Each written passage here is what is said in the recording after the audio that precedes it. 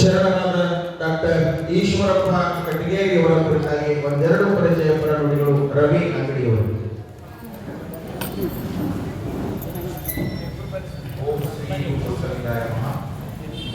Doctor Eshwarappa ಸುಭದ್ರಪ್ಪ ಕಟ್ಟಿಗೇರಿ ಅವರು BSc agri, MSc agri ಹಾಗೂ PhD ಪದವಿಗಳಿದ್ದಾರೆ. 35 ವರ್ಷ ಕೃಷಿ ವಿಶ್ವವಿದ್ಯಾಲಯ ಧಾರವಾಡದಲ್ಲಿ ಸೇವೆ ಸಲ್ಲಿಸಿ ನಿವೃತ್ತಿಯನ್ನು ಹೊಂದಿದ್ದಾರೆ. ಅದೇ ರೀತಿ ಹತ್ತಿ ತಳಿ ಸಂಶೋಧಕರಾಗಿರುತ್ತಾರೆ. ಅದೇ ರೀತಿ 35 ವಿದ್ಯಾರ್ಥಿಗಳಿಗೆ ಮಾರ್ಗದರ್ಶನ ನೀಡುತ್ತಾರೆ ಮತ್ತು ವಿವಿಧ ಕೃತಿಗಳನ್ನು ಬಿಡುಗಡೆ ಮಾಡುತ್ತಾರೆ. 150ಕ್ಕೂ ಹೆಚ್ಚು ಸಂಶೋಧನಾ ಲೇಖನಗಳನ್ನು ಬರೆದಿದ್ದಾರೆ. ಹಾಗೆ ವಿದೇಶಗಳಲ್ಲಿ ಹೆಚ್ಚಿನ ವಿದ್ಯಾಭ್ಯಾಸ ಪಡೆದಿದ್ದಾರೆ. ಇವರು ಮೂಲತಃ ಮಲ್ಕುರ್ಕಿ ಗ್ರಾಮದವರು, ಧಾರವಾಡದಲ್ಲಿ ನೆಲೆಸಿದ್ದಾರೆ. ಇದು ಇವರ ಕಿರುಪರಿಚಯ. ಇಂದಿನ ಈ ಸಮಾರಂಭದ ಮುಖ್ಯ ಅತಿಥಿಗಳಾಗಿ ಆಗಮಿಸಿರುವಂತಹ ಡಾಕ್ಟರ್ ಈಶ್ವರಪ್ಪ ಕಟ್ಟಿಗೇರಿ ಶರಣ ದಂಪತಿಗಳನ್ನ ಪರಮ ಪೂಜ್ಯರು ಗೌರವಿಸಿ ಅಭಿನಂದಿಸಬೇಕು ಅಂತ ನಾವು ವಿನಂತಿಯನ್ನ ಮಾಡಿಕೊಳ್ತಾ ಇದ್ದೇನೆ. ಓಂ ಶ್ರೀ ಗುರು ಬಸವಲಿಂಗಾಯ ನಮಃ. ಓಂ ಶ್ರೀ ಗುರು ಬಸವಲಿಂಗಾಯ ನಮಃ. ಓಂ ಶ್ರೀ ಗುರು ಬಸವಲಿಂಗಾಯ ನಮಃ. ಓಂ ಶ್ರೀ ಗುರು ಬಸವಲಿಂಗಾಯ ನಮಃ. ಓಂ ಶ್ರೀ ಗುರು ಬಸವಲಿಂಗಾಯ ನಮಃ. ವೇದಿಕೆ ಮೇಲೆ ಉಪಸ್ಥಿತರಿರುವಂತಹ ಈ ಸಮಾರಂಭದ ಅತಿಥಿಗಳಾಗಿ ಆಗಮಿಸಿರುವಂತಹ ವಿಜಯ ಮಹಂತೇಶ್ ನಾಗರಾಳ್ ಅವರು, ಜೊತೆಗೆ ವೇದಿಕೆಯನ್ನ ಹಂಚಿಕೊಂಡಿರುವಂತಹ Manohar Mandoli retired executive engineer Dharwad ಇವರು ಸಹ ಶ್ರೀಮಠದ ಪರವಾಗಿ ಪರಮ ಪೂಜ್ಯರಿಂದ ಗೌರವಾಶೀರ್ವಾದವನ್ನ ಪಡೆದುಕೊಳ್ಳಬೇಕು.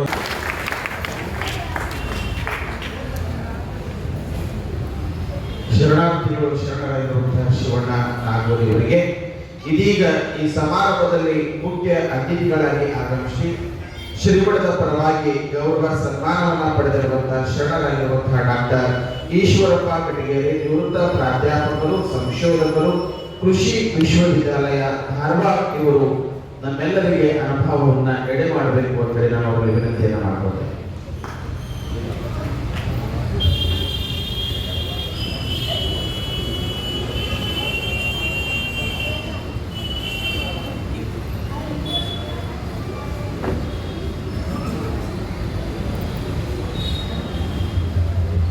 ಪೂಜ್ಯ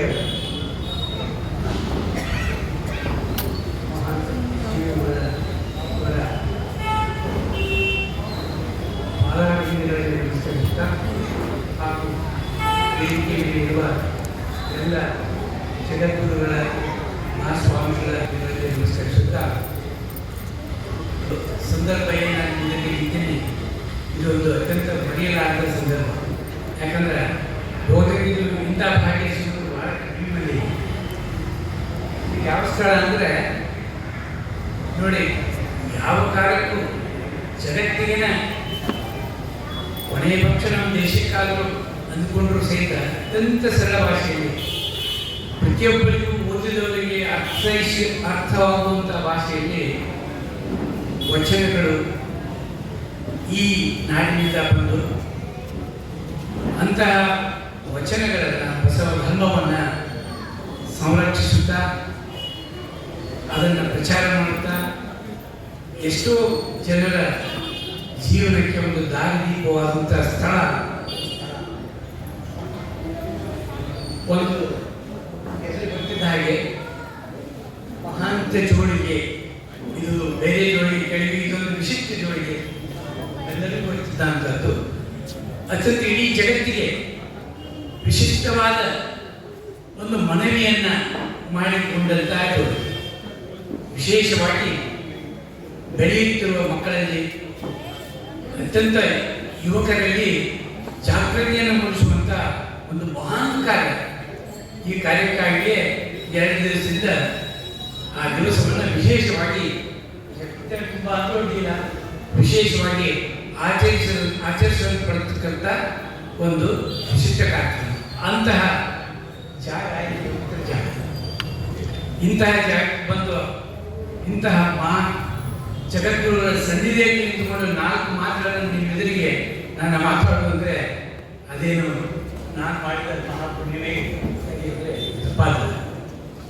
ನನ್ನ ಮಕ್ಕಳು ಮೊದಲು ನನಗೆ ಇದೇ ಊರಲ್ಲಿ ನಿವೃತ್ತ ಶಿಕ್ಷಕರಾದಂಥ ಪರಪ್ಪ ಕಟ್ಟಿಗೆ ಅಂತೇಳಿ ನನ್ನ ಸಹೋದರರು ಅವರು ನನಗೆ ಕೇಳ್ಕೊಂಡ್ರೆ ಅವರು ಒಂದು ಕಾರ್ಯಕ್ರಮಕ್ಕೆ ತಮಗೆ ಬರಲಿಕ್ಕೆ ಕೇಳ್ಕೊಂಡಿದ್ದಾರೆ ಅಂತ ನಾಳೆ ಇತ್ತಿದ್ದು ಬೇಡ್ಕೊಳ್ತೀನಿ, ನಾನು ಅವಶ್ಯವಾಗಿ ಬರ್ತೀನಿ ಅಂತ ಅವ್ರು ಹೇಳಿದೆ.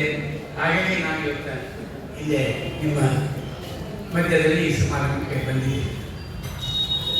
ನಾವು ಇವತ್ತು ಈ ಏನು ನಮ್ಮ ತಲೆಯಲ್ಲಿ ಯಾವುದೇ ಥರದ ವಿಚಾರಗಳಾದ ಶಾಂತ ರೀತಿಯಿಂದ ನಾವು ಕೂಡಿದರೆ ಸಕಲ ದೇಶದಲ್ಲಿ ಪ್ರತಿಯೊಬ್ಬ ಪ್ರಜೆ ತಮ್ಮ ಮನೆಯಲ್ಲಿ ಇವತ್ತು ಶಾಂತ ರೀತಿಯಿಂದ ಇದಾನೆ, ಮಲ್ಕೊಂಡಿದ್ದಾನೆ, ಹುಟ್ಟಿದ್ದಾನೆ ಅಂತಂದ್ರೆ ಅದಕ್ಕೆ ಇಬ್ಬರು ಮಹಾನ್ ಕಾಯಕ ವ್ಯಕ್ತಿಗಳು. ಒಬ್ಬರು ದೇಶವನ್ನ ಕಾಯುವಂತಹ ಸೈನಿಕರು, ದೇಶಕ್ಕೆ ಅನ್ನ ನೀಡುವಂತ ರೈತರು. ಇವರು ಇಬ್ಬರು ನಿಸ್ವಾರ್ಥ ಸೇವೆಯಿಂದ, ಬರೇ ಸೇವೆ ಅಲ್ಲ, ಅತ್ಯಂತ ನಿಸ್ವಾರ್ಥ ಸೇವೆಯಿಂದ ಅವರ ಸೇವೆ ಸಲ್ಲಿಸ್ತಾನೆ ಇಟ್ಟಿದ್ದಾರೆ. ಅವರ ಕಷ್ಟ ಕಾರ್ಪಣ್ಯಗಳು ಏನಂತ ಅವ್ರು ಸಮೀಪ ಹೋದಾಗ ನಮ್ಗೆ ಅರ್ಥ ಆಗ್ತದೆ. ಆ ಎಲ್ಲ ಕಷ್ಟ ಕಾರ್ಪಣ್ಯಗಳು ಬೇಕಾದಷ್ಟಿದ್ರು ಅದನ್ನು ಮರೆತು ನಮಗೆ ನಮ್ಮನ್ನು ಇಷ್ಟೊಂದು ಸುಖಿಯಾಗಿ ಇರಲಿಕ್ಕೆ ಆ ಮಹಾನ್ ನನಗೆ ಅನಿಸಿದ ಮಟ್ಟಿಗೆ ಇದೊಂದು ಮಹಾನ್ ಸಂದರ್ಭ. ಯಾಕೆ ಆ ಇಬ್ಬರು ಮಹಾನ್ ಸೇವಕರಿಗೆ ನಾವು ಒಂದು ಚಪ್ಪಾಳೆ ತಟ್ಟುವ ಮೂಲಕ ಅವರಿಗೆ ಒಂದು ನಮನವನ್ನು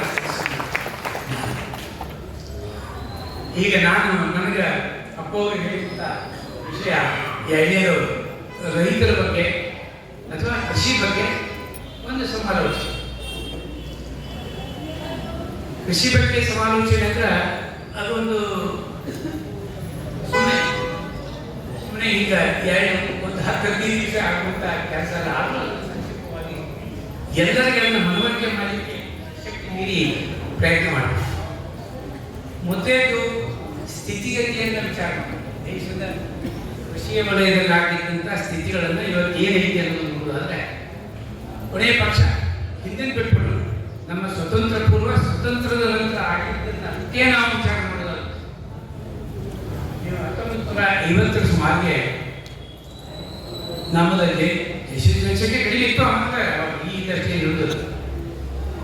ಆದಾಗ್ಯೂ ಸಹಿತ ನಮ್ಮ ದೇಶ ಎಂಥ ಪರಿಸ್ಥಿತಿ ಒಳಗೆ ಇತ್ತು ಅಂತಂದ್ರೆ ಒಂದು ನಾವು ಹಡಗಿನಿಂದ ಬಾಯಿಗೆ ಅಂದ್ರೆ ಪರದೇಶದಿಂದ ನಮ್ಮ ದವಸ ಧಾನ್ಯಗಳನ್ನು ದಾನದ ರೂಪವಾಗಿ ಕೊಡ್ತಿದ್ರು. ನಿಮಗೂ ಅದು ದಾನ ಅಂದ್ರೆ ಅವ್ರ ಪ್ರದೇಶದವ್ರು ದಾನ ಅಂದ್ರೆ ನಿಮ್ಗೆ ಆಗ್ತದೆ. ನಾವು ಅವರು ಹೀಯಾಯಿಸ್ಕೊಡೋ ಅದು ಎಂಥವ್ರು ಕೊಡೋರು ಅಂತಂದ್ರೆ ಅವಾಗ ತಿಂದವರೇ ಅನುಭವಿಸಿದವರೇ ಅದಕ್ಕೆ ಉದಾಹರಣೆ ನಮಗೆ ವಿವರಣೆ ಮಾಡಿದ್ರು ಕಷ್ಟ ಆಗಿದೆ. ನಮ್ಮ ದೇಶದ ಪ್ರಧಾನಮಂತ್ರಿಗಳಿಗೆ ಸಾಕಷ್ಟು ಅವಮಾನವನ್ನು ಮಾಡಿ ಆ ಆಹಾರ ಧಾನ್ಯಗಳನ್ನು ಕೊಡ್ತಿದ್ರು. ಅದನ್ನ ಬರವಣಿಗೆಯೊಳಗೆ ಹೆಂಗೆ ಬರ್ತಾರೆ ಅಂದ್ರೆ ಹಡಗಿನಿಂದ ಬಾಯಿಗೆ ಹಾಕೋದು. ಅದು ಎಲ್ಲಿ ಹೋಗಿ ಇದು ಪ್ರಶ್ನೆ ಇಲ್ಲ. ಶಿಕ್ಷಣ ಸೇರಪ್ಪ ಅಂತ ಹಂಗೆ ಇಳಿಸ್ಬೋದು, ಸೀದಾ ಗಿರಿ ಹೋಗುದು, ಹಾಕಿಸ್ಕೊಂಡು ಊಟ ಮಾಡೋದು. ಅದು ಅವಾಗ ಇವತ್ತು 2024, 25, 26, 24, 25 ಸಹಿತ ಇವತ್ತು ನಮ್ಮ ದೇಶದ ಆಹಾರ ಉತ್ಪಾದನೆ ಎಷ್ಟಿದೆ ಅಂದ್ರೆ 350 ಮಿಲಿಯನ್ ಟನ್. ಅವಾಗ ಬರೀ 48 ಮಿಲಿಯನ್ ಟನ್. ಸುಮಾರು 8 ಪಟ್ಟು, 6ರಿಂದ 8 ಪಟ್ಟು ನಮ್ಮ ದೇಶದ ಉತ್ಪಾದನೆ ಹೆಚ್ಚಾಗಿದೆ. ಜನಸಂಖ್ಯೆ ಎಷ್ಟು ಹೆಚ್ಚಾಗಿದೆ ಅಂದ್ರೆ 5 ಪಟ್ಟು ಹೆಚ್ಚಾಗಿದೆ. ಅದು ಲೆಕ್ಕ ಹಾಕೊಳ್ಳಿ. ಯಾರು ನಮ್ಮ ದೇಶದೊಳಗೆ ಇವತ್ತು ಊಟ ಮಾಡಲಾರ್ದ ಮಕ್ಕಳೋಕೆ ಇಲ್ಲ. ಎಲ್ಲರೂ ಪ್ರಶಸ್ತವಾಗಿ ಯಾರು ಊಟ ಮಾಡುವಷ್ಟು ನಮ್ಮ ದೇಶದ ಆಹಾರ ಧಾನ್ಯ ಉತ್ಪಾದನೆ ಆಗ್ತದೆ. ಇದೇ ನಮಗೆ ಕೆಲವು ಮಂದಿ ಯಾಕೆ ಊಟ ಮಾಡಲಾರ್ದ ಮಕ್ಕಳ್ತಾರೆ, 2 ಮಂದಿ ಅನ್ಬೋದು. ಅವ್ರು ಯಾಕೆ ಊಟ ಮಾಡ್ತಾರೆ ಅವ್ರಿಗೂ ಗೊತ್ತು, ನಮಗೂ ಅವ್ರು ಊಟ ಮಾಡಲಾರ್ದ ಇರ್ಲಿಕ್ಕೆ ಕಾರಣಗಳು ಬೇರೆ. ಆದರೆ ನಿಜವಾಗಿ ಪ್ರತಿಯೊಬ್ಬ ವ್ಯಕ್ತಿಗೂ ಹೊಟ್ಟೆ ತುಂಬುವಷ್ಟು ಆಹಾರ ಅಷ್ಟೇ ಅಲ್ಲ, ಪ್ರದೇಶಕ್ಕೆ ಬಡ ರಾಷ್ಟ್ರಗಳಿಂದ ಬೇಕಾದಾಗ ನಮ್ಮ ದೇಶದಿಂದ ಆಹಾರ ಸಂಪತ್ತು ಹೋಗ್ತಾ ಇದೆ ಅಂತ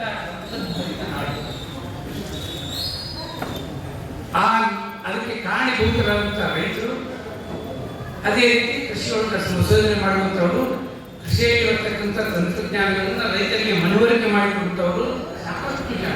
ಅಷ್ಟೇ ಅಲ್ಲ, ಎಲ್ಲ ಮಾನ್ಯ ವಿಷಯರು ಕೂಡ ಆ ಸಂದರ್ಭದೊಳಗೆ ಸಾಕಷ್ಟು ಕೃಷಿಯಲ್ಲಿ ಆಗ್ತಕ್ಕಂಥ ಪ್ರಗತಿಯನ್ನು ರೈತರಿಗೂ ಕೂಡ ಇಂಥ ಜಾತ್ರಾ ಸಂದರ್ಭದಲ್ಲಿ ವ್ಯವಸ್ಥೆ ಮಾಡಿ ಹೇಳುವಂಥ ಕಾರ್ಯಕ್ರಮಗಳು ಅಂದಿನಿಂದಲೂ ಇದೆ, ಇಂದಿನಿಂದ. ಯಾಕಂದ್ರೆ ಇದೊಂದು ಪವಿತ್ರ ಸ್ಥಳ. ಇಲ್ಲಿ ಪ್ರತಿಯೊಬ್ಬರು ಆ ಪವಿತ್ರ ಮನೋಭಾವದಿಂದ ಹೇಳ್ತಾರಂದ್ರೆ ಅದಕ್ಕೊಂದು ಹೆಚ್ಚಿನ ಬೆಲೆ ಇರುತ್ತೆ ಅನ್ನೋ ದೃಷ್ಟಿ. ಹೀಗಾಗಿ ನಾನು ಇದು ಒಂದೇ ಒಂದು ಉದಾಹರಣೆ. ಅದೇ ರೀತಿ ಹಸಿರು ಕ್ರಾಂತಿ ಆಗಿರ್ಬೋದು, ಅಥವಾ ಬಿಳಿ ಕ್ರಾಂತಿ ಅಂತ ಹೇಳ್ಬೋದು, ಹಳದಿ ಕ್ರಾಂತಿ ಅಂತ ಹೇಳ್ಬೋದು, ಎಲ್ಲ ಎಣ್ಣೆ ಕಾಳು, ಹಾಲು ಉತ್ಪಾದನೆ ಹಾಗೂ ತೋಟಗಾರಿಕೆ ಎಲ್ಲದರಲ್ಲಿ ನಮ್ಮ ದೇಶ ಜಗತ್ತಿನಲ್ಲಿ ಮೊದಲಿನ 1-2-3ನೇ ಸ್ಥಾನದಲ್ಲಿ, 1-2-3ನೇ ಸ್ಥಾನದಲ್ಲಿ. ಇದಕ್ಕೆ ಯಾರು ಕಷ್ಟಪಟ್ಟವರು? ರೈತರು. ಅವ್ರಿಗೆ ಎಷ್ಟೇ ಕಷ್ಟಪಟ್ಟರು ಉತ್ಪಾದನೆ ಮಾಡೋದು ಮಾತ್ರ ನಿಲ್ಲಿಸಿ ಅದನ್ನು ನಾವು ಮೆಚ್ಚಬೇಕಾಗುತ್ತೆ. ಆದರೆ ಇದೆಲ್ಲ ಆಯಿತು. ಆದರೆ ಇವತ್ತ ಒಂದು ಪರಿಸ್ಥಿತಿ ಆದರೆ ನಮಗೆ ಆಹಾರ ಭದ್ರತೆ ಇದೆ, ನಮ್ಮ ದೇಶದ GDPಗೆ ಕೃಷಿಯಿಂದ 17% ಎಲ್ಲ ಓಕೆ. ಆದರೆ ಏನು ಸಮಸ್ಯೆಗಳಾಗಿವೆ, ಏನು ಸವಾಲುಗಳಾಗಿವೆ ಅನ್ನೋದನ್ನ ಇಂಥ ಸಂದರ್ಭದೊಳಗೆ ನಾವೆಲ್ಲರೂ ಕೂಡ ವಿಚಾರ ಮಾಡೋಣ. ಎಲ್ಲರೂ ಕೂಡ ವಿಚಾರ ಮಾಡಿದ್ರೆ ಒಂದು ಸೊಲ್ಯೂಷನ್ ಸಣ್ಣ ಪ್ರಮಾಣದಲ್ಲಿ ಬರಲಿಕ್ಕೆ ಸಾಧ್ಯ ಇದೆ ಅನ್ನೋ ದೃಷ್ಟಿಯಿಂದ ನಾನು ಹೇಳಿಕೆ ಬರ್ತೀನಿ. ಸವಾಲುಗಳೇನು ಇಷ್ಟೆಲ್ಲ ಮಾಡಿದ್ರು, ಆದರೂ ರೈತರ ಸವಾಲುಗಳೇನು? ಒಂದೇದು ಅವರ ಕೃಷಿ ಅವ್ರ ಲಾಭದಾಯಕವಾಗಿದೆ. ಏನು ಲಾಭದಾಯಕ? ಮನೆಯ ಪಕ್ಷ ಅವರು ಮನೆಯೊಳಗೆ ಕೂತ್ಕೊಂಡು ಅವ್ರ ಮಕ್ಕಳು ಹೆಣ್ಣು ಅವ್ರಿಗೆ ಬೇಕಾದಷ್ಟು, ಅವ್ರ ಮಕ್ಕಳು ಸಾಡಿ ಕಲಿಯೋಷ್ಟು ಅವ್ರು ಬೇಕಾದಷ್ಟು ಆಗ್ಬೇಕಲ್ಲ. ಒಂದು ಫ್ಯಾಮಿಲಿ ಇವತ್ತಂತೂ ಕೂಡ ಫ್ಯಾಮಿಲಿ ಕೈಗಾಗ್ಯಾವ. ಒಬ್ಬೊಬ್ಬರ ಗಂಡ ಹೆಂಡತಿ ಇಬ್ಬರು ಮಕ್ಕಳಿದ್ರು ಒಂದು ತಿಂಗಳಿಗೆ ಬೇಕಾದ ಖರ್ಚು, ಒಂದು ವರ್ಷಕ್ಕೆ ಬೇಕಾದ ಖರ್ಚು, ಅದನ್ನ ಅವ್ರಿಗೆ ಲಾಭದಾಯಕವಾದ ರೂಪಗಳು ಬಂದರೆ ಸುಖದಿಂದ ಇರ್ಲಿಕ್ಕೆ ಸಾಧ್ಯ ಆಗುತ್ತೆ. ಅಷ್ಟಲ್ಲ, ತನ್ನ ಮಕ್ಕಳು ಕೃಷಿಯಾಗಿ ಮಾಡಬಾರ್ದು, ಕೃಷಿಯೊಳಗೆ ಏನು ತೊಂದರೆ ಇಲ್ಲ, ನಮ್ಮ ಜೀವನ ಉಪಜೀವನ ಅತ್ಯುತ್ತಮವಾಗಿ ನಡೀತೀನೋ ಅಂತ ಹೇಳುವಂತ ಧೈರ್ಯ ಬೇಕು ನಮಗೆ. ಆ ಧೈರ್ಯ ಅವತ್ತು ಹೋಗಿಲ್ಲ. ಇನ್ನು ತನ್ನ ಮಕ್ಕಳನ್ನ ನೀವು ಕೃಷಿಗೆ ಹೋಗ್ಲಿ ಅಂತ ಹೇಳಿಕೆ ಹೆಂಗ ನಾವು ಇದಕ್ಕೆ ಏನ್ ಮಾಡಬೇಕು ಅನ್ನೋದು ಒಂದು ಸರಳವಾದ ಇದೇ. ಆದ್ರೆ ಅದಕ್ಕೆ ಒಂದು ಏನ್ ಬೇಕಂದ್ರೆ ಒಂದು ಮನಸ್ಥಿತಿ ಯಾರ್ಯಾರಿಗೆ ಈ ಒಂದು ಕಾಯಕದೊಳಗೆ ಅದಾರ ಅವರಲ್ಲಿ ಆ ಒಂದು ಮನಸ್ಥಿತಿ ಬರಬೇಕಾಗ್ತದೆ. ಈಗ ನೋಡಿ, ನಾವು ಬಕೆಟ್ ನಾವೆಲ್ಲ ಹೈಸ್ಕೂಲ್ ಅಥವಾ ಪ್ರೈಮರಿ ಸ್ಕೂಲ್ ಓದುವಾಗ ನಮ್ಮ ದೇಶದೊಳಗೆ 80% ಜನ ಕೃಷಿಯೊಳಗೆ ಕೆಲಸ ಮಾಡ್ತಾರೆ. ಕೃಷಿನ ಅವ್ರ ಉದ್ಯಮ, ಅದನ್ನ ಆಧಾರವಾಗಿಕೊಂಡು ಅವರು ಉಪಜೀವನ ಮಾಡ್ತಾರೆ ಅಂತ ಹೇಳ್ತಿದ್ದಾರೆ. 20 ವರ್ಷ ಇವತ್ತು ತಗೊಂಡ್ರೆ ಅದು 50% ಬಂದಿದೆ. ಅಂದ್ರೆ ಸಾಧಾರಣ 30% ಜನ ಕೃಷಿ. ಆದ್ರೆ ಉತ್ಪಾದನೆ ಕಡಿಮೆ ಇಲ್ಲ. ಇದು ನೋಡ್ರಿ, ಕೃಷಿ ಮಾಡೋರು ಕಡಿಮೆ ಆಗ್ಯಾರ, ಆದ್ರೆ ಮಾಡೋರು ಅವ್ರು ನಿಷ್ಠೆಯಿಂದ ಮಾಡ್ತಾ ಇದ್ದಾರೆ. ನಾವೆಲ್ಲರೂ ಸುಖದಿಂದ ಊಟ ಮಾಡ್ತೀವಿ. ಆದ್ರಿಂದ ಹಿಂದೆ ಹಾಗೆ ಅವ್ರು ಹಿಂದೆ ಮಾಡ್ಕೊಂಡು ಏನ್ ಪರಿಸ್ಥಿತಿ? 25 ವರ್ಷದೊಳಗೆ 20% ಜನ ಕಡಿಮೆ ಆಗ್ಯಾರಂದ್ರೆ ಮುಂಬರುವ 25 ವರ್ಷದೊಳಗೆ ಇನ್ನೂ 25% ಕಡಿಮೆ ಆಗ್ಬೋದು. ಇದು ಒಂದು. ಎರಡನೇದು, ನಮ್ಮ ದೇಶದೊಳಗೆ ಒಟ್ಟು ಏನು ಕ್ಷೇತ್ರ ಇದೆ, ಭೂಮಿಯೊಳಗೆ 50% ಈಗ ಸದ್ಯಕ್ಕೆ ನಾವು ಕೃಷಿ ಭೂಮಿ ತಿಳ್ಕೊಂಡು ಇನ್ನೊಂದು ಸ್ವಲ್ಪ ದಿವಸಕ್ಕೆ ಅದು ಕಡಿಮೆ ಆಗ್ತದೆ. ಆದರೆ ಜನಸಂಖ್ಯೆ ಬೆಳೆಯುವಂತೂ ಕಡಿಮೆ ಆಗುವುದೇ ಇಲ್ಲ. ಅದು ಜನಸಂಖ್ಯೆ ಸಾಧಾರಣ ಇನ್ನೂ 30-40 ವರ್ಷ 50 ವರ್ಷ ಹೀಗೆ ಹೆಚ್ಚಾಗ್ತದೆ ಹೋಗ್ತದೆ, ಮುಂದೆ ಕಡಿಮೆ ಆಗುವುದು ಅಂತ ಒಂದು ಅಂದಾಜಿದೆ. ಆದರೆ 50 ವರ್ಷದ ಹೆಚ್ಚಾಗ್ತಕ್ಕಂಥದ್ದನ್ನು ಮುಟ್ಟಿಸಲಿಕ್ಕೆ ಕೃಷಿ ಭೂಮಿ ಬೇಕು. ಕೃಷಿ ಭೂಮಿ ಕಡಿಮೆ ಆಗ್ಬೇಕು ಹೋದ್ರೆ ಪ್ರತಿ 1 ಎಕರೆಗೆ ಉತ್ಪಾದನಾ ಮಟ್ಟ ಹೆಚ್ಚಾಗ್ತದೆ. ಇವು ನಮಗೆ ಮಾಡೋರು ಯಾರು? ಅವ್ರಿಗೆ ನಾವೇನು ಕೊಡ್ಬೇಕಿರ್ತೀವಿ? ಸಮಾಜ, ನಾವು ಸರ್ಕಾರದ ಕೊಡುಗೆ ಖರ್ಚು ಮಾಡೋದು ಅಂತ ನಾವು ನೀವೆಲ್ಲರೂ ಸೇರ್ಕೊಂಡು ಎಷ್ಟು ಮಂದಿ ವಿಶ್ವಾಸ ರೈತರು ಅಂತಂದ್ರೆ ಎಲ್ಸೂ ಕಷ್ಟ ಬಳ್ಳಿ ಕೂಡ ಬಹುತೇಕ ಇರಲಿಲ್ಲ ಅಂತ ನನಗೆ ಅನಿಸ್ತದೆ. ಆದರೂ ಸಹಿತ ನಾವೆಲ್ಲರೂ ಪರೋಕ್ಷವಾಗಿ ಆಗದೆ ಇದ್ದು ಅಪರೋಕ್ಷವಾಗಿ ಕೃಷಿಯಲ್ಲಿ ನಮ್ಮ ಕೈ ಇದ್ದೇ ಇದೆ. ನಾವು ಮಾಡಲೇಬೇಕಾಗಿದೆ, ಚಿಂತನೆಯನ್ನು ಮಾಡಲೇಬೇಕು.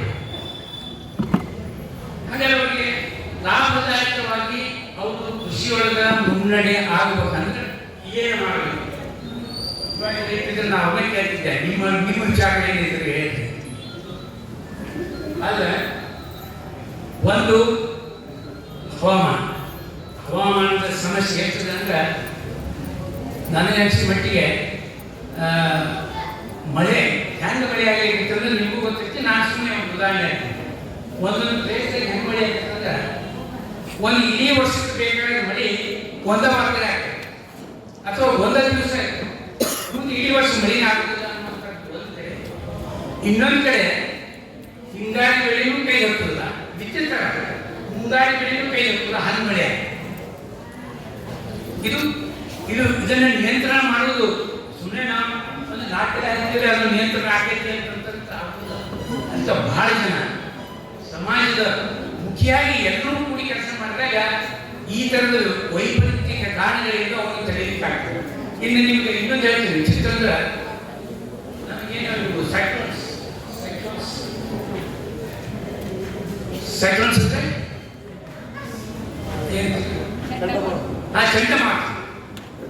ಚಂಡಮಾರುತಗಳು ಈಗ 50 ವರ್ಷದ ಅಥವಾ 70 ವರ್ಷದ ಚಂಡಮಾರುತಗಳು ಎಷ್ಟಾಗ್ತಿದ್ವು ಅಂದ್ರೆ ಒಂದು ವರ್ಷಕ್ಕೆ 2 ಅಥವಾ 3 ಒಂದಾಗ್ತಿರ್ತಂತೆ.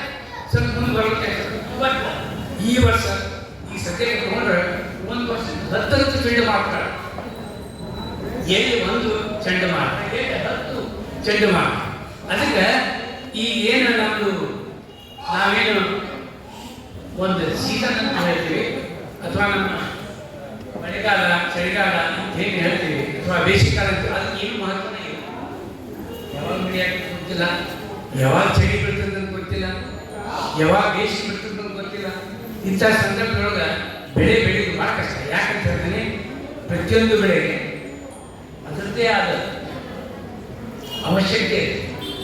ಇಷ್ಟೇ ಅದಕ್ಕೆ ಬೆಳಕಬೇಕು, ಇಷ್ಟೇ ಅದಕ್ಕೆ ನೀರು ಬೇಕು, ಒಂದು ವರ್ಷಕ್ಕೆ ಇಷ್ಟೇ ಅದಕ್ಕೆ ಸೂರ್ಯನ ಕಿರಣಗಳು ಬೇಕು, ಇಷ್ಟೇ ಅದಕ್ಕೆ ಥಂಡಿ ಬೇಕು ಅಂತ. ಇದರೊಳಗೆ ವ್ಯತ್ಯಾಸ ಅಂದ್ರೆ ಅಲ್ಲಿ ಇಳುವರಿ ಮಟ್ಟದಲ್ಲಿ ವ್ಯತ್ಯಾಸ ಆಗ್ತದೆ, ಒಂದು ಮಟ್ಟದಲ್ಲಿ ವ್ಯತ್ಯಾಸ ಆಗ್ತದೆ. ಇದು ಹಿಂದೆ ಹೋದ್ರೆ ನನಗೆ ಅನಿಸಿದ ಮಟ್ಟಿಗೆ 1947 ಸಿಟ್ಟು ಮೌತಕ್ಕೆ ನಾವು ಹೇಳ್ತಿದ್ವಿ. ಮಾತು ಒಳಗೆ ಮರುಕಳಿಸ್ಬೇಕು ಅನ್ನುವಂಥದ್ದು ಭಯ ಕೂಡ ಇದೆ. ಯಾಕಂದ್ರೆ ಇವತ್ತು ಬೆಳೆಗಿಂತಲೂ ಇನ್ನೂ 1 ಪಟ್ಟು ಹೆಚ್ಚು ನಾವು ಉತ್ಪಾದನೆ ಮಾಡಬೇಕಾಗಿದೆ. ಈ 20 ವರ್ಷ, ಇನ್ನು 20 ವರ್ಷದೊಳಗೆ ಇವತ್ತು ಏನು ಬೆಳೀತಾ ಇದ್ವಿ ಇನ್ನು 1 ಪಟ್ಟು ಹೆಚ್ಚಾಗಲೇಬೇಕು. ಹೆಚ್ಚಾಗದೇ ಇದ್ರೆ ಮತ್ತೆ ಹೊಳ್ಳಿ ನಮ್ಮ ದೇಶದ ಜನಸಂಖ್ಯೆ ಹಸಿವಿನಿಂದ ಬರುವಂಥ ಸಂದರ್ಭ ಬರಬಹುದು ಅನ್ನುವಂಥ ಒಂದು ನಿರೀಕ್ಷೆ ಕೂಡ ನಾವು. ಇಂಥ ಸಂದರ್ಭದೊಳಗೆ ನಾವು ರೈತರಿಗೆ ಸಹಾಯ ಮಾಡಬೇಕು, ಅವ್ರನ್ನ ಕೃಷಿ ಮಾಡಿ ಅನುಕೂಲ ಮಾಡಿ. ಇದಕ್ಕೆ ಲಾಭದಾಯಕವಾಗಿ ಕೃಷಿ ಮಾಡಬೇಕಂದ್ರೆ ಏನು ಗೊತ್ತಿಲ್ಲ, ಮತ್ತೊಮ್ಮೆ ಹೇಳ್ತೀನಿ. ಆದರೆ ನೀವು ರೈತರಿಗೆ ಹೇಳಿ, ಅವರು ಏನು ಖರ್ಚು ಆಗ್ತಾ ಇದೆ ಗೊತ್ತಾ? ಒಂದು ಉದಿ ತೋಡ್ರಿ, ಜೋಳ ತೋಡ್ರಿ, ಕಡ್ಲಿ ತೋಡ್ರಿ, ತೊಗರಿ ತೋಡ್ರಿ, ಅವ್ರು ಏನು ಬೆಳೀತಾ ಇದ್ದಾರೆ ಅದ್ರ 1 ಎಕರೆಗೆ ಖರ್ಚು ಎಷ್ಟಾಗತ್ತೆ ಅನ್ನೋದನ್ನ ಅವರು ತಯಾರು ಮಾಡ್ತಾರೆ. ಈಗ ಕೃಷಿ ವಿಶ್ವವಿದ್ಯಾಲಯಗಳು ತಾವು ವೈಜ್ಞಾನಿಕವಾಗಿ ತಯಾರು ಮಾಡ್ತಾರೆ. ಅದು ಅವ್ರಿಗೆ ಒಂದು ಸಂದರ್ಭ ಅಸಮಂಜಸ ಅಂತ ಕಾಣ್ತಿದ್ದು ಇರ್ಬೋದು. ಎಷ್ಟು ಪ್ರಯತ್ನ ಮಾಡಿ ನಾವೆಲ್ಲರೂ ಅದನ್ನ ಸಮಂಜಸ ಆಗುವ ಮಾಡಿದ್ರು ಸಹಿತ ಅದರಲ್ಲಿ ಎಲ್ಲೋ ಹೆಚ್ಚು ಕಡೆ ಇರೋ ಸಾಧ್ಯತೆಗಳು. ಅದಕ್ಕೆ ನಾನು ಹೇಳಿದೆ ಅಂದ್ರೆ ಪ್ರತಿಯೊಂದು ಬೆಳೆಯಲ್ಲಿ ಒಂದಿಷ್ಟು ಮಂದಿ ಮುಖಂಡರು ಸೇರಿಕೊಂಡು ಎಷ್ಟು ಖರ್ಚಾಗತ್ತಪ್ಪ ನಮ್ಗೆ 1 ಎಕರೆ ಜೋಳ ಅಂದ್ರೆ ಇವತ್ತು ನಿಮ್ಗೆ ಮಿನಿಮಮ್ ಸಪೋರ್ಟ್ ಪ್ರೈಸ್ ಏನೊಂದು ಗೌರ್ಮೆಂಟ್ ನಿಗದಿ ಮಾಡೈತಿ, ಆ ಸಪೋರ್ಟ್ ಪ್ರೈಸ್ ಅಥವಾ ಬೆಲೆ ಏನು ಇವತ್ತು ಗೌರ್ಮೆಂಟ್ ಮಾಡೈತಿ, ಆ ಬೆಲೆ ನಮ್ಗೆ ಸಾಕಾಗೋದಿಲ್ಲ ಅನ್ನೋದನ್ನ ನೀವು ಮನವರಿಕೆ ಹೆಂಗೆ ಮಾಡಿಕೊಡ್ಬೇಕು? ಅದು ಸುಮ್ಮನೆ ಒಬ್ಬರ ಇತ್ತು ಯಾವುದೋ ಪತ್ರಿಕೆ ಬರಕಾಗುವಂತಹದ್ದಲ್ಲ. ರೈತರನ್ನ ಮುಖಂಡರಾಗಿಟ್ಟುಕೊಂಡವರು ಹಿರಿಯರು ಎಲ್ಲರೂ ಸೇರಿಕೊಂಡು ಆ ಒಂದು ಲೆಕ್ಕವನ್ನು ಹಾಕಬೇಕು. ಅದಕ್ಕೆ ನಿಮಗೆ ಮೇಲೆ ಪೇಪರ್ಗಳು ಬರ್ತದೆ, ನೀವು ನೋಡ್ತಿರ್ಬೋದು. ಗೌರ್ಮೆಂಟ್ನವರು ಡಾಕ್ಟರ್ ಸ್ವಾಮಿನಾಥನ್ ವರದಿಯನ್ನು ಅನುಷ್ಠಾನಗೊಳಿಸ್ತಾ ಇಲ್ಲ. ಅನುಷ್ಠಾನಗೊಳಿಸಿದ ಎಷ್ಟೋ ಮಂದಿ ರೈತರ ಸಮಸ್ಯೆಗಳಿಗೆ ಪರಿಹಾರ ಸಿಗ್ತೈತಿ ಅಂತ. ಏನದು? ಹಲವಾರು ಅದ್ರಾಗ ಒಂದಲ್ಲ ಅಟ್ಲೀಸ್ಟ್ ನಾನು ನಿಮ್ಗೆ ಹೇಳಿ ಬಯಸ್ತೇನೆ. ಅವರು ಸ್ವಾಮಿನಾಥನ್ ಅವರು ನಮ್ಮನ್ನು ನೋಡಿ ಇಲ್ಲ, 2 ವರ್ಷದಿಂದ ಲಿಂಗೈಕ್ಯ ಅದು ಅವರು ಒಂದು ಹೇಳ್ತೀನಿ, ಮಿನಿಮಮ್ ಸಪೋರ್ಟ್ ಪ್ರೈಸ್ ಏನು ನಮಗೆ ಈಗ ಗೌರ್ಮೆಂಟ್ ಬೆಲೆ ನಿಗದಿಪಡಿಸಿದೆ ಬೆಳೆಗಳಿಗೆ, ಅದು ಹೆಂಗಿರಬೇಕು ಅಂದ್ರೆ ರೈತರಿಗೆ ಅವನಿಗೆಲ್ಲ ಖರ್ಚು ತೆಗೆದು ಅದ್ರದ್ದು 50% ಲಾಭ ಇರಬೇಕು. ಅವನಿಗೆ ಲಾಭ ಇರಬೇಕು. ನೀವು ಕೊಡೋ ರೊಕ್ಕ ಎಲ್ಲ ಖರ್ಚು ತೆಗೆದು ಈ ಒಂದು ಲಕ್ಷ ರೂಪಾಯಿ ಖರ್ಚು ಮಾಡಿದ್ರೆ 1 ಲಕ್ಷ ರೂಪಾಯಿ ನೀವು ಹೋಗ್ಬೇಕಲ್ಲ, ಹೋಗಿ ಮ್ಯಾಲೆ 50,000 ರೂಪಾಯಿ ಕೊಡ್ಬೇಕು. 50,000 ರೂಪಾಯಿ ನಾವು ಬದುಕಲಿಕ್ಕೆ ಆಗುತ್ತಲ್ಲ. ಅವ್ನು 1 ಲಕ್ಷ ಖರ್ಚು ಮಾಡಿದ, ಅವ್ನು ಬರೋದು 75,000 ಮತ್ತೆ ಏನ್ ಮಾಡ್ಬೇಕು? ಇವತ್ತು ಪರಿಸ್ಥಿತಿ ಹಂಗೆ. 1 ಲಕ್ಷ ಖರ್ಚು ಮಾಡಿದ್ರೆ ನಮ್ಗೆ 40,000 ರೂಪಾಯಿ ಸಾಲದ ರೂಪಗಳು ಹಂಗೆ ಮುಂದೆ ಹೋಗ್ತಾ ಇದೆ. ಇದು ಪ್ರತಿಯೊಬ್ಬ ರೈತರಲ್ಲಿ ಎವರೇಜ್ ಸರಾಸರಿ ಕೆಲವೊಂದು ರೈತರು ಅವರು ವೈಜ್ಞಾನಿಕವಾಗಿ ಮಾಡ್ತಾರೆ ಅಥವಾ ದುಡಿತಾರೆ, ದುಡಿಸುವ ಹಾಕ್ತಾರೆ, ಮಾಡ್ತಾರೆ. ಆಗ ನಾನು ಹೇಳುದು, ನಮ್ಮ ದೇಶದಲ್ಲಿ 2.5 ಎಕರೆಗೆ ಒಂದೊಂದು ಫ್ಯಾಮಿಲಿ ಇರತಕ್ಕಂಥವ್ರು ಎಷ್ಟು ಮಂದಿ ಅದಾರ ಅಂದ್ರೆ ಅವರು ಸರಾಸರಿ 75% ರೈತರು. ಮತ್ತೆ ಅವ್ರ ಪರಿಸ್ಥಿತಿ 2.5 ಎಕರೆ ಇದ್ದಾಗ ವಿವಿಧತೆಯನ್ನು ಮಾಡಿ ಅಥವಾ ಏನು ವಿವಿಧ ಈಗ ಯಾಂತ್ರೀಕರಣ ಯಂತ್ರಗಳನ್ನ ಅಳವಡಿಸಿ ಅವರು ಕೃಷಿ ಮಾಡೋದಾಗಿ ಮಾಡೋದು ಬಹಳ ಕಷ್ಟ ಆಗ್ತದೆ. ಆ ಸಂದರ್ಭದಲ್ಲಿ ನಾವು ಏನು ಮಾಡಲಿಕ್ಕೆ ಸಾಧ್ಯ? ಒಂದು ಬೆಲೆ ನಿಗದಿ ಮಾಡಬೇಕಾದ್ರೆ ಸ್ವಾಮಿನಾಥನ್ ಆಯೋಗ ಆಗಬೇಕು. ಅದರೊಳಗೆ ಹೇಳಿದ್ರೆ ನಾವು ಲಾಭ ಪ್ರಯತ್ನಿಸ ಸಾಕಬೇಕು ಒಂದು. ಆಮೇಲೆ ಅವುಗಳ ಬೆಲೆಯನ್ನು ನಿರ್ಧರಿಸ ಮಾಡಬೇಕಾದ್ರೆ ಖರ್ಚುಗಳನ್ನ ನೀವೇ ನಿರ್ಧರಿಸಬೇಕು. ಹೇಗೆ ಖರ್ಚು ನಿರ್ಧರಿಸೋದು ಅಂದ್ರೆ ಎಲ್ಲಿಂದ ಖರ್ಚು ನಿರ್ಧರಿಸುವಂತ ಕೆಲಸ ಇರ್ಬೇಕಂದ್ರೆ ನಿಮ್ಮ ಹೊರಗೆ ನೀವು ಯಾಕೆ ತರ ಮಾಡೋಕ್ಕಾಗಿದ್ರೆ ನಾವು ಬೇರೆಯವರಿಗೆ ಕೊಡ್ತೀವಿ, ಲಾಭಿ ಕೊಡ್ತೀವಿ. ಎಕರೆಗೆ ಇಷ್ಟ ಕೊಡ್ತಾರೆ, ಅದನ್ನ ನೀವು ಲಾಭಿ ನೀವು ಸ್ವಂತ ಹೊಲ ಇತ್ತು ಅದು ಲಾಭಿ ಖರ್ಚು ಅಂತ ಸೇರಿಸ್ಕೊಳ್ಳಿ. ಆಳ ಖರ್ಚು ಬಿಟ್ಟು ಬಿಡಲಾಗಲ್ಲ. ನೀವು ಹೊಲ ಕಟ್ಟಾಡಿದ್ರೆ ನೀವು ಖರ್ಚು ಮಾಡಿದ ಖರ್ಚು ನಿಮ್ಮ ಮನೆಯ ಖರ್ಚು, ಯಾಕಂದ್ರೆ ಅವ್ರು ನಿಮ್ಮ ಸೊಲೆಯನ್ನೇ ಅವ್ರು ಅಡುಗೆ ಮಾಡ್ತಾರೆ, ಅದು ಅಲ್ಲ. ಹಂಗ ಪ್ರತಿಯೊಂದು ಬಿಟ್ಟು ಬಿಡಲಾಗ ಖರ್ಚು ಮಾಡಿ 1 ಕ್ವಿಂಟಲ್ ಜೋಳ ತೆಗಿಲಿಕ್ಕೆ ಎಷ್ಟು ಖರ್ಚಾಗುತ್ತೆ? 1 ಕ್ವಿಂಟಲ್ ತೊಗರಿ ಖರ್ಚು ಮಾಡ್ತಾರೆ ನಾವು ಬೆಳಿಗ್ಗೆ ಊಟಕ್ಕೆ ಎಷ್ಟು ಖರ್ಚಾಗುತ್ತೆ? ಎವರೇಜ್ ಇಳುವರಿ. ಈಗ ಒಬ್ಬ ರೈತರು ಇಳುವರಿನ ತೊಗರಿ 10 ಕ್ವಿಂಟಲ್ ತೆಗಿತಾರೆ, 12 ಕ್ವಿಂಟಲ್ ತೆಗಿತಾರೆ, ಕರ್ಮದಲ್ಲಿ ಬರೀ 6 ಕ್ವಿಂಟಲ್ ತೆಗಿತಾರೆ. ಅದಕ್ಕೆ ನಾವು ರಾಜ್ಯದ ಸರಾಸರಿ ಇಳುವರಿ ಏನಪ್ಪ ಅಂದ್ರೆ 7 ಕ್ವಿಂಟಲ್ 8 ಕ್ವಿಂಟಲ್. ನೀವು ಆ ಸರಾಸರಿ ಇಳುವರಿ ಇಟ್ಕೊಳ್ಳಿ. ಆ ಖರ್ಚಿಗೆ ಅಷ್ಟು ಇಳುವರಿ ಬರಬೇಕಾದ್ರೆ 6 ಕ್ವಿಂಟಲ್ ಬರಬೇಕಾದ್ರೆ ಎಷ್ಟು ಖರ್ಚಾಗುತ್ತೆ? ಆದರೆ 1 ಕ್ವಿಂಟಲ್ಗೆ ರೈತ ಇವತ್ತು ಏನು ಗೌರ್ಮೆಂಟ್ ಪ್ರೈಸ್ ನಿಗದಿ ಮಾಡಿದೆ, ಬೆಲೆ ನಿಗದಿ ಮಾಡಿದೆ, ಅದು ನಿಜವಾಗಿ ನಿಮ್ಗೆ ವರ್ಕೌಟ್ ಆಗುತ್ತೆ ಇಲ್ಲ ನೀವೇ ಚೆಕ್ ಮಾಡಿ. ಅಂತ ಒಂದು ಬೆಳವಣಿಗೆ ರೈತರಲ್ಲಿ ಆದಾಗ ಸಮಸ್ಯೆಗೆ ಬರುತ್ತೆ. ಇನ್ನು ಎರಡನೇ ಹೆಚ್ಚಿನ ಪ್ರಮಾಣದ ರೈತರು ಕಡಿಮೆ ಇಳುವರಿಯಾಗಿದ್ರೆ ಅವರು ಪ್ರತಿಯೊಂದನ್ನು ಈ ರೀತಿ ಲೆಕ್ಕ ಮಾಡಿ ಆಗಲಿ ಅಥವಾ ಆಲಯಗಳು ಅನ್ನುವಂಥದ್ದಾಗಲಿ ಅಥವಾ ಉಪಕರಣಗಳನ್ನು ಬಳಸಿ ಮಾಡೋದಾಗಲಿ ಮಾಡಿಕ್ಕೆ ಅವರು ಯಾವುದರಲ್ಲಿ ಏನು ಮಾಡಬೇಕು? ನನಗನ್ಸಿದ ಮಟ್ಟಿಗೆ ಈಗ ನೀವು ಬಾಳಕೊಂಡ ಸೀರಿಯಸ್ ಆಗಿ ವಿಚಾರ ಮಾಡಿ. ಅಂದ್ರೆ ರೈತರಷ್ಟೇ ಅಲ್ಲ, ಪ್ರತಿಯೊಂದು ವೇದಿಕೆಗಳು ನೀವು ರೈತರಿಗೆ ಹೋಗ್ಬೇಕು. ಏನು ಅಂದ್ರೆ ಈ ಒಂದು ಸಣ್ಣ ಸ್ಕೀಮ್ ಮಾಡ್ಯಾರ, FPO ಫಾರ್ಮರ್ಸ್ ಪ್ರೊಡ್ಯೂಸರ್ಸ್ ಆರ್ಗನೈಸೇಷನ್. ಅಂದ್ರೆ ರೈತರು ನಿಮ್ಮದೇ ಒಂದು ಸಂಘ ಮಾಡ್ಕೊಂಡು ರೈತ ಸಂಘ ಒಂದು ಅದು ಈಗ ಆಲ್ರೆಡಿ ಇದೆ, ಅದು ಬೇರೆ. ಈಗ ನಿಜವಾದ ರೈತರು ನೀವೇನು ಉತ್ಪಾದನೆ ಮಾಡ್ತೀರಿ ಉತ್ಪಾದನೆಯ ಉತ್ಪಾದಕರಾಗಿ ಈಗ ನಿಮ್ಮ ದೇಶ ನಿಮ್ಮ ಇರ್ತಾರೆ. ಈಗ ಹೆಚ್ಚಿನ ಪ್ರಮಾಣದೊಳಗೆ ಬೆಳೀತಕ್ಕಂಥದ್ದು ಯಾವ ಬೆಳೆ ಇರಬೇಕು? 2-3 ಬೆಳೆ ಬೆಳೆ ಒಂದೊಂದು ಬೆಳೆಗೆ ಒಂದೊಂದು ಉತ್ಪಾದಕ ಸಂಘ. ಆ ಸಂಘವರೆಲ್ಲರೂ ಸೇರಿಕೊಂಡು ಈ ಮನವರಿಗೆ ಗೌರ್ಮೆಂಟ್ ನಿಮ್ಮ ಬೆಲೆ ನಿರ್ಧಾರ, ನೀವು ಹೇಳಿದಂಥ ಬೆಲೆ ನಿರ್ಧಾರ, ಆಮೇಲೆ ನಿಮ್ಮ ಬೆಲೆಯನ್ನ ನೀವು ನಿರ್ದೇಶನ ಮಾಡಬೇಕಾದ್ರೆ ನೀವು ಮಾರಾಟ ಮಾಡೋ ಅವಶ್ಯಕತೆ ಇಲ್ಲಪ್ಪ. ನಮ್ಗೆ ಈ ಬೆಲೆ ಬಂದ್ರೆ ಗೌರ್ಮೆಂಟ್ ಪರ್ಚೇಸ್ ಮಾಡಬೇಕು, ಹೊರಗಿನವರು ಪರ್ಚೇಸ್ ಮಾಡಬೇಕು. ಅದಕ್ಕೆ ಅಲ್ಲಿವರೆಗೆ ನಮಗೆ ಕೊಡೋಕೆ ಆ ಫಾರ್ಮರ್ಸ್ ಪ್ರೊಡ್ಯೂಸರ್ಸ್ ಆರ್ಗನೈಸೇಷನ್ ಏನಿದೆ ಅದಕ್ಕೆ ಗೌರ್ಮೆಂಟ್ ಮಾಡಿಕೊಡ್ತೀವಿ. ಗೋದಾಮು ಕಟ್ಕೋಬಹುದು. ನೀವೊಂದು 1000 ಮಂದಿ 2000 ಮಂದಿ 3000 ಮಂದಿ ರೈತರಿಗೆ ಒಂದು ನಿಮ್ಮದು ಆ ಉತ್ಪಾದನಾ ಸಂಘವನ್ನ ಮಾಡಿಕೊಂಡ್ರೆ ನಿಮಗೆ ಬೇಕಾದ ಗೊಬ್ಬರ ಇರ್ಬೋದು, ಬೀಜ ಇರ್ಬೋದು, ಮತ್ತೊಂದು ಇರ್ಬೋದು, ಎಲ್ಲವೂ ನಿಮ್ಮ ಸಂಸ್ಥೆಗೆ ಬರ್ತೈತೆ. ಯಾವ ಯಾವ ರೇಟ್ಗೆ ಬರ್ತೈತಂದ್ರೆ ಆ ಏನು ಇಂಡಸ್ಟ್ರಿ ಉತ್ಪಾದನೆ ಮಾಡ್ತಿರ್ತೀವಲ್ಲ ಆ 3 ಪ್ರೈಸ್ ಬರ್ತೈತೆ. ನಿಮಗೆ ಕಡಿಮೆ ದರದೊಳಗೆ ಅದು ಎಲ್ಲ ಇದು ಒಂದು. ಎರಡನೇದು, ನೀವು ಏನಿಲ್ಲ ನಮ್ಮ ಮನ್ಯಾಗ ಒಂದು 25 ಒಂದು 50 ಕ್ವಿಂಟಲ್ ಮನ್ಯಾಗ ಏನು ಕೊಡೋದನ್ನ ಹಂಗೆ ಹೊಟ್ಟೆ ಬಿಡುದು ಅಂತ ಬೇಕಾಗಿಲ್ಲ. ಅಲ್ಲಿ ನೀವು ಒಂದು ದೊಡ್ಡ ಗೋಡಾವಣ ಮಾಡ್ಕೊಳಿಕ್ಕೆ ವ್ಯವಸ್ಥೆ ಇದೆ.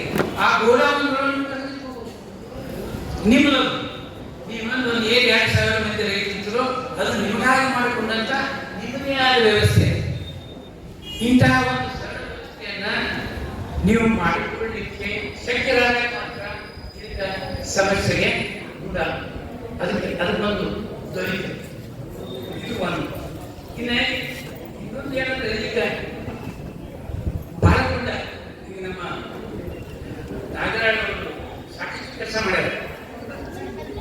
ಏನು ಪ್ರಸಕ್ತಿ ನಾಗರಾಜ್ ಧಾರವಾಡ ಅವರು ಏನು ಮಾಡ್ಯಾರಂದ್ರೆ ಒಂದೇ ಅವ್ರು ಏನು ಮಾಡ್ಯಾರಂದ್ರೆ ಒಣ ಬೇಸಾಯಗಳು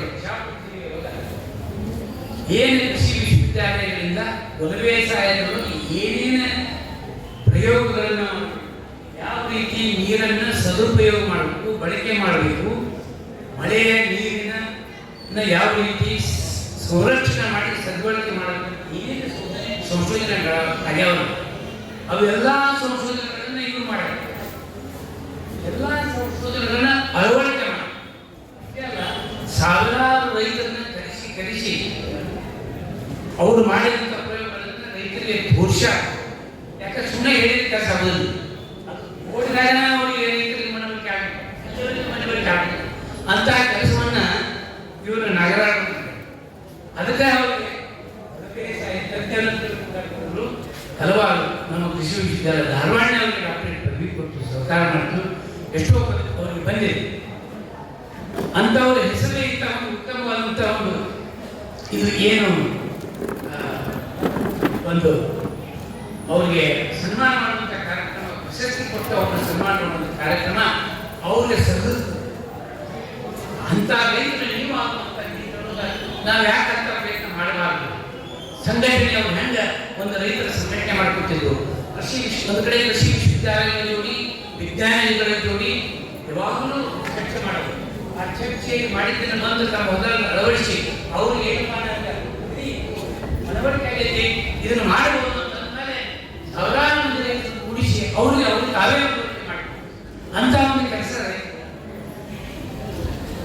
ಈಗ ಅಂತ ಒಂದು ಕೆಲಸ ಈಗ ಹೇಳಿದೆ ನಾ ಫೌಂಡೇಶನ್ ಹೇಳಿ ಆ ಫಾರ್ಮರ್ಸ್. ಇನ್ನೊಂದು ಏನಂತ ಈಗ ಮಾಡ್ಕೊಂಡ ಕನ್ಫ್ಯೂಷನ್ ಒಬ್ರು ಬರ್ತಾರ ಸಾವಯವ ಕೃಷಿ ಒಳಗ ಇಲ್ಲ ಇಳುವರಿ ಕಡಿಮೆ ಆಕತಿ ಅಂತ ಒಬ್ರು ಅಂದ್ರೆ ಇನ್ನೊಬ್ರು ನಾವು ಮಾಡ್ತೀವಿ ಅದಕ್ಕೆ ಬೆಲೆನೇ ಇಲ್ಲ. ಈಗೇನ ಈಗ ಮಾರ್ಕೆಟ್ನಾಗ ಉಳಿದು ಹೆಂಗ ಆಹಾರಧಾನ್ಯ ಮಾರಾಟಕ್ಕೆ ಹಂಗ ಎಷ್ಟೋ ಮಂದಿ ರೈತರು ಕಷ್ಟಪಟ್ಟು ಮಾಡಿದ್ರು ತಮ್ಮ ಅದನ್ನ ನೋಡ್ಕೊಳ್ತಾರೆ. ಹಾಗಾಗಿ ಏನ್ ಮಾಡಬೇಕು ನಾವು? ನಿಜವಾಗಿಯೂ ಸಾವಯವ ಕೃಷಿ ಮಾಡೋದು ಬೇಡ ಅಂತ ಒಂದು ದೊಡ್ಡ ಪ್ರಶ್ನೆ ಬಹಳ ಇದೆ. ಇದನ್ನು ಮಾಡಲು ಅವಶ್ಯಕತೆ ಯಾಕಿದೆ, ಮಾಡಲೇಬೇಕು ಅಂತ ಅನ್ನೋದು ಯಾಕೆ ನಾ ಹೇಳಿ ಬಯಸಿದ್ರೆ ಇವತ್ತು ಜಗತ್ತಿನೊಳಗೆ ನಮ್ಮ ದೇಶ ಬಾಸುಮತಿ ರೈಸ್ ನಮ್ಮದೇ ಎಷ್ಟು ಕ್ವಾಲಿಟಿ ಇರ್ತದೆ ಗೊತ್ತಾನೆ. ಅಂಥ ರೈಸು ಜಗತ್ತಿನ 10 ರಿಂದ 15 ದೇಶಕ್ಕೆ ನಮ್ಮ ದೇಶದಿಂದ ರಫ್ತಾಗಿದೆ. ಉತ್ತಮ ಕ್ವಾಲಿಟಿ ರೈಸ್, ಅಕ್ಕಿ ರಫ್ತಾಗಿದೆ. ಇವತ್ತ ಆ ರಫ್ತಾಗುವಂತಹದ್ದು ಅಲ್ಲಿ ಹೋಗಿ ಅಲ್ಲಿ ಟೆಸ್ಟ್ ಮಾಡಿದ್ರೆ ಮಳೆ ಬರಬೇಕು. ಯಾಕೆ ಹೊಡೆಯಬೇಕಾಗ್ತದೆ? ಆ ಕಾಲದಲ್ಲಿ ಕೀಟನಾಶಕಗಳ ಇರುವಿಕೆಯನ್ನು ಗುರುತಿಸಾಗ. ಹೌದ್ರಿ, ಕೀಟನಾಶಕಗಳನ್ನ ಬಳಸಿದಂತಂದ್ರೆ ಅದರಲ್ಲಿ ನಮ್ಮ ಭತ್ತದೊಳಗೆ ಒಂದು ಹೀಗೆ ಭತ್ತಕ್ಕೆ ಒಂದು ಎಕರೆ ಇರ್ತಾರೆ ನಾನು ಹೇಳುದು. ಆದ್ರೆ ನೀವು ನೋಡ್ರಿ, ಈಗ ಭಾರಿ ಬಂದ್ರೆ ಅದು ತಿನ್ನೋರು ಮಾತು ನಾವು ಅಂದ್ರೆ ಅವರು ಪರದೇಶ ಟೆಸ್ಟ್ ಮಾಡಿ ಇಂಥ ನಾವೆಲ್ಲ ಟೆಸ್ಟ್ ಮಾಡ್ತಿದ್ವಿ, ಏನ್ ಮಾಡ್ತಿದ್ರೆ ಅಂದ್ರೆ ನಾವು ಹುಷಾರು. ಇದು ಐದು ಹೇಳ್ತೀನಿ ನಾನು ನಿಮಗೆ, ಅಕ್ಕಿಯೊಳಗೆ ಹೆಂಗೆ ಬದುಕಿರೋದು, ಅಕ್ಕಿಗೆ ಭತ್ತಕ್ಕೆ ಯಾವಾಗ ಬಡಿಸ್ತಾ ಇದ್ದು ಅಕ್ಕಿ ಬಿಟ್ಟಿತ್ತಂದ್ರೆ ಈ ಭತ್ತೊಳಗೆ ಭತ್ತ ಬೆಳೆದ ಅಥವಾ ಗೋಧಿ ಅಂದ್ರೆ ಅದೇನು ಹೂ ಬಿಟ್ಟು ಮ್ಯಾಲೆ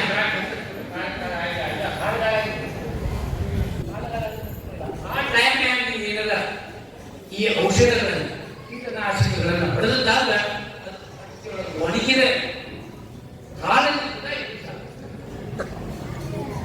ಅಂದ್ರೆ ಅಂದ್ರೆ ಆ ಸಂದರ್ಭದೊಳಗೆ ಹೊಡಿಬಾರ್ದಂದ್ರೆ ಆ ಗೌರವಕ್ಕೆ ಕೀಟಗಳನ್ನು ಕಂಟ್ರೋಲ್ ಮಾಡೋಣ. ಇಲ್ಲಿ ನಾವು ಸಿಂಧಿ ಕಡೆ ಈ ಭತ್ತ ಬೆಳೀತಾರೆ, ಇಲ್ಲಿ ಯಾರು ಭತ್ತ ಬೆಳೆದಿಲ್ಲ. ಆದರೆ ಇಂಥ ಪರಿಸ್ಥಿತಿ ಒಂದು ಉದಾಹರಣೆ ತಗೊಂಡಿಲ್ಲ ಅಷ್ಟೇ ನಾನು.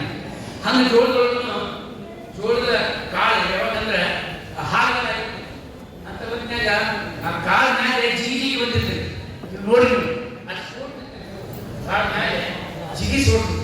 ಮತ್ತೆ ನಾವು ಔಷಧ ಅದು ಜಿಜಿಕಾರಾಗಿ ಮುಂದೆ ಕರಿಯಾಗಿ ಕಾಳು ಕೆಟ್ಟು ಹೋಗುತ್ತೆ. ನಿಮ್ಮ ಪಕ್ಷಕ್ಕೆ ಧ್ಯಾನ ಮಾಡ್ತೀವಿ, ಬೆಳೆಯಬೇಕು.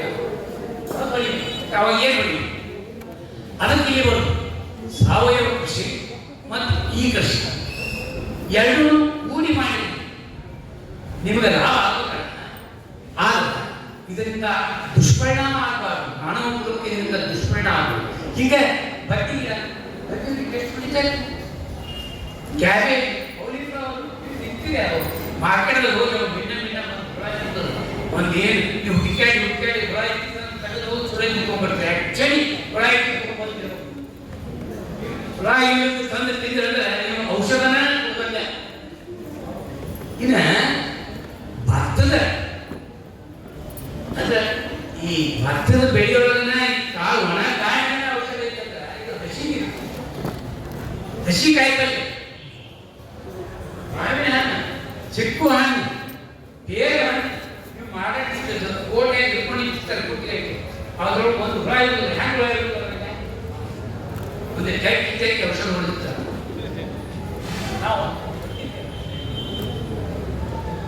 ಅಂದ್ರೆ ನಾನು ಹೇಳುದು ಮಾಡಬೇಕು. ಆದ್ರೆ ಹೆಂಗೆ ಮಾಡಬೇಕಪ್ಪ ಅಂದ್ರೆ ನೀವೆಲ್ಲರೂ ವಿಚಾರ ಮಾಡಬೇಕು. ಎರಡೂ ಸಾವಯವ ಕೃಷಿ ಮತ್ತು ಈ ರಾಸಾಯನಿಕ ಕೃಷಿಯಲ್ಲಿ ಕೂಡ ನಾವು ಮಾಡುವಂಥ ಎರಡನ್ನು ಸಮಸಮವಾಗಿ ಮಾಡಿ. ಆದರೆ ಕೆಲವೊಂದು ಬೆಳೆಗಳಿಗೆ ಸಂಪೂರ್ಣ ಸಾವಯವ ಮಾಡಿ. ಕಾಯಿಪಲ್ಯ ಏನು ದೊಡ್ಡ ಇರುವುದು ಅದನ್ನು ಸಂಪೂರ್ಣವಾಗಿ ಅದನ್ನು ಸಾವಯವ ಕೃಷಿ. ಇಂಥ ಬೆಳೆಗಳನ್ನು ಸಾವಯವ ಮತ್ತು ಆ ಪದ್ಧತಿಗಳನ್ನು ಅಳವಡಿಸಿ ಅದಕ್ಕೆ ನಾವು ಸಮಗ್ರ ಬೆಳವಣಿಗೆ ಬೆಳೆಯ ಪದ್ಧತಿಗಳು, ಬೆಳೆಸುವ ಪದ್ಧತಿಗಳನ್ನು ಸಮಗ್ರ ಅಂದ್ರೆ ಅದಕ್ಕೆ ಎಲ್ಲ ಬರ್ತದೆ. ಸಾವಯವ ಕೃಷಿ ಇರ್ತೈತಿ, ಈ ಕೃಷಿ ಇದೆ ಅಂದ್ರೆ ನಿಮಗೆ ನುಕ್ಸಾನ. ಇದು ಒಂದು ಸಾವಯವ ಕೃಷಿ ಮಾಡಲೇಬೇಕಾದಂತ ಏನ್ ಇನ್ನೊಂದು ಮಹತ್ವ ಅಂದ್ರೆ ನಿಮಗೆ ಈಗ ನೋಡಿ, ನಿಮಗೆ ಏನೇ ಒಂದು ಕಾರ್ಯಕ್ರಮ ಮಾಡಿ, ಯಾರೇ ಭಾಷಣ ಮಾಡಿ, ಮೊದಲು ಹೇಳಿದ್ರೆ ಇಲ್ಲಿ ನಮ್ಮ ದೇಶದ ಭೂಮಿ ಮಣ್ಣ ಹಾಳು. ಹೌದ್ರಿ? ನೀವು ನೋಡಿ ಮಣ್ಣು ಹೆಂಗಿರ್ಬೇಕಂದ್ರೆ ಹೊಲ್ದಾಗ ಹೋಗಿ ಕಾಲು ಇಟ್ಟಂದ್ರೆ ಹೆಂಗ ಆಗ್ಬೇಕಂದ್ರೆ ಮಾಜಿ ಮಾಡಿ ಅದು ನಿಜವಾದ ಬರ, ಅದು ನಿಜವಾದ ಶಕ್ತಿಯುವಾದಂತ ಅಲ್ಲ ಭೂಮಿ. ಅದು ಹಿಂದೆ ಇವತ್ತು ಆಗಿಲ್ಲ. ಅದನ್ನ ನೋಡ್ರಿ, ಈ ಭೂಮಿ ಕಾಲಿಡ್ರಿ ಏನು ಬುಡ ಕಾಲಿಟ್ಟಾಗ ಗಟ್ಟೆ ನೀರು ಹಾಕ್ತದೆ, ಗಟ್ಟೆ ಇರ್ತದೆ, ಕಲ್ಮ ಕಾಲ ಅಂದ್ರೆ ಕಲ್ಮ ಕಾಲಿಟ್ಟಂತ ಭೂಮಿಯಿಂದ ಆ ಭೂಮಿಗೆ ತರಬೇಕು ನೀವು. ಯಾಕಂದ್ರೆ ಇದು ಒಂದು 70-80 ವರ್ಷದಿಂದ ಕಾರಣವಾಗಿ ಹಿಂಗಾಗಿ ಕಾರಣ ಏನಪ್ಪ ಅಂತಂದ್ರೆ ನಮ್ಮ ಕೃಷಿಯಲ್ಲಿ ನಾವೇ ಮಾಡಿಕೊಂಡಂತ ಕೆಲವೊಂದು ಬದಲಾವಣೆ ಏನಪ್ಪಾ ಅಂದ್ರೆ ದಲಾಲಿ ಮಾಡಿದ್ವಿ, ಹಂಗಾಗಿ ಇಲ್ಲಿ ಶಕ್ತಿ ಗೊಬ್ಬರ ಹಾಕಕ್ಕ ಆಗ್ಬೋದು ನಮಗೆ.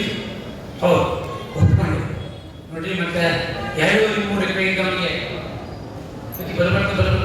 ಕಡಿಮೆ ಆಗುತ್ತೆ ಹೊಂಟಾಗ ಅದು ದನ ಕಟ್ಟುವುದು ಕಷ್ಟ ಆಗುತ್ತೆ. ಅದು ಒಂದು ಆಕಳ ಕಟ್ಟಕ್ಕೆ 2-3 ಒಂದು ಆಕಳ ಕಟ್ಟಿ ಮೇಸೆ ಕಟ್ಕೊಂಡು ಒಂದು ಆಕಳ ಕಟ್ಟಿ ಕೊನೆ ಪಕ್ಷ ಕಷ್ಟ ಆಗ್ತದೆ. ಆ ಒಂದು ಆಕಳದಿಂದ ಬರ್ತಕ್ಕಂಥ ಎಲ್ಲ ಮೂಲಗಳಿಂದ ನಿಮಗೆ ಔಷಧ ತಯಾರ, ಗೊಬ್ಬರ ತಯಾರ, ಅವಾಗ ಅದನ್ನು ನೀವು ಪ್ರತಿ ವರ್ಷ ಹಾಕೋದು. ನಾವೇನು ನೀವು ನೋಡಿ, ನೀವು ಯಾರು ಕೃಷಿ ವಿಶ್ವವಿದ್ಯಾಲಯದ ಏನು ಒಂದು ಬುಕ್ಗಳ ಬೆಳೆ ಆ ಬೆಳೆಯೊಳಗೆ ಮೊಟ್ಟ ಮೊದಲು ಹೇಳೋದು ಏನು ಹೇಳ್ತಾರೆ ಅಂತಂದ್ರೆ ಏನಪ್ಪ ಅಂದ್ರೆ ಕಾಂಪೋಸ್ಟ್ ಅಥವಾ ಶೆಡಿ ಗೊಬ್ಬರ ಎಷ್ಟು 1 ಎಕರೆಗೆ 5ರಿಂದ 6 ಟನ್ ಹಾಕಂತೆ, ಅಂದ್ರೆ 2ರಿಂದ 3 ಫ್ಯಾಕ್ಟರಿ ಗೊಬ್ಬರ ಹಾಕ್ಬಿಡ್ತೀವಿ. ಇದೇನು ಪ್ರತಿ ವರ್ಷ ಹಾಕಬೇಕಾಗಿಲ್ಲ, 3 ವರ್ಷಕ್ಕೊಮ್ಮೆ ಹಾಕಂತ ಬರ್ತೀವಿ. ಈ ವರ್ಷ ಹಾಕಿದ್ರೆ 1 ಎಕರೆ ಈ ವರ್ಷ ಹಾಕಿದ್ರೆ ಮುಂದಿನ ವರ್ಷ ಮತ್ತೊಂದು ಎಕರೆ ಬೇಕು, ಅದು ಮುಂದಿನ ವರ್ಷ ಮತ್ತೊಂದು ಎಕರೆ ಮಾಡಿ ಹಿಂದಿನ ಹಾಕೊಂತ ಇದ್ರನ್ನ ನಾವು ಮಣ್ಣಿನ ಆರೋಗ್ಯ ಕಾಪಾಡಲಿಕ್ಕೆ ಸಾಧ್ಯ. ನಮ್ಮ ದನ ಕಟ್ಟಕ್ಕೆ ಹೋಗಿ ನಾವು ಮಾಡಕ್ಕಾಗೋದಿಲ್ಲ, ಏನ್ ಹೇಳೋದು ಅದು ಉತ್ತರ ಹೋಗಿ.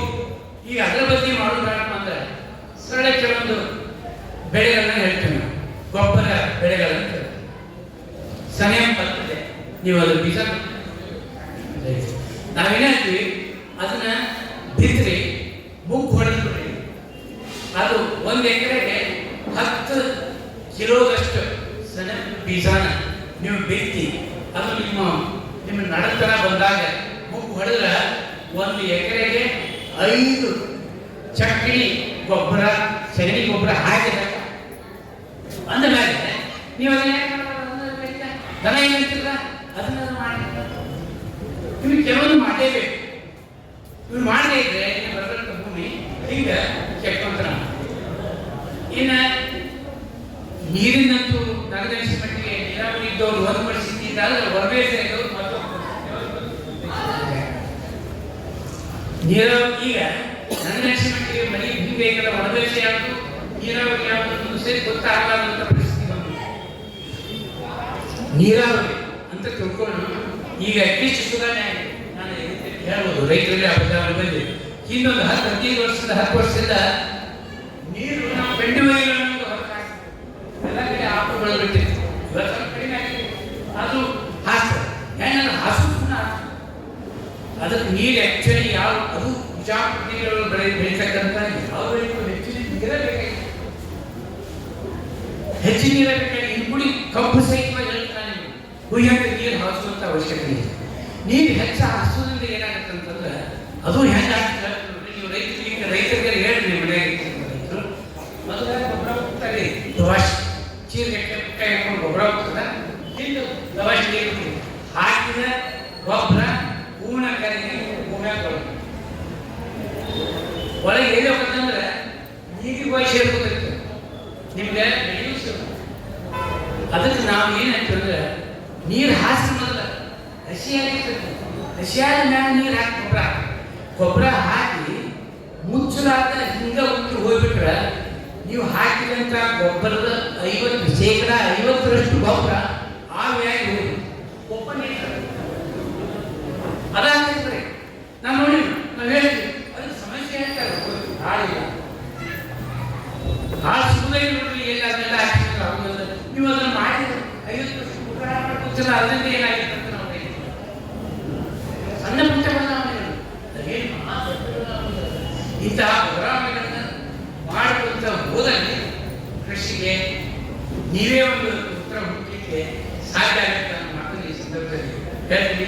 ಇನ್ನು ಬಹುತೇಕ ಹೆಚ್ಚು ಅದಕ್ಕೆ ಸಮಯಕ್ಕೆ ಒಂದು ನಾವೇ ಒಂದು ಕೊನೆ ಹಾಕಬಹುದು.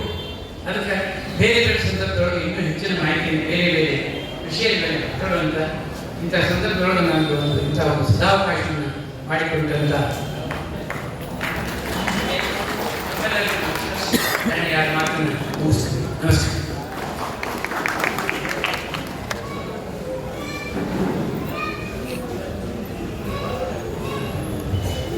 ಅತ್ಯಂತ ಈ ಕೃಷಿ ಗೋಷ್ಠಿಯ ವಿಶೇಷ ಸಮಾರಂಭದಲ್ಲಿ ಔಚಿತ್ಯಪೂರ್ಣವಾಗಿ ಮಾತನಾಡಿರುವಂತಹ ಕೃಷಿ ಸಂಶೋಧಕರು ಆಗಿರುವಂತಹ ಶರಣರಾಗಿರುವಂತಹ ಡಾಕ್ಟರ್ ಈಶ್ವರಪ್ಪ ಕಟಗೇರಿ ಅವರಿಗೆ ಮತ್ತೊಮ್ಮೆ ನಾನು ಶ್ರೀಮಠದ ಪರವಾಗಿ ತಮ್ಮೆಲ್ಲರ ಪರವಾಗಿ ಪ್ರತ್ಯೇಕ ಶರಣಾರ್ಥಿಗಳನ್ನು ಸಲ್ಲಿಸಿ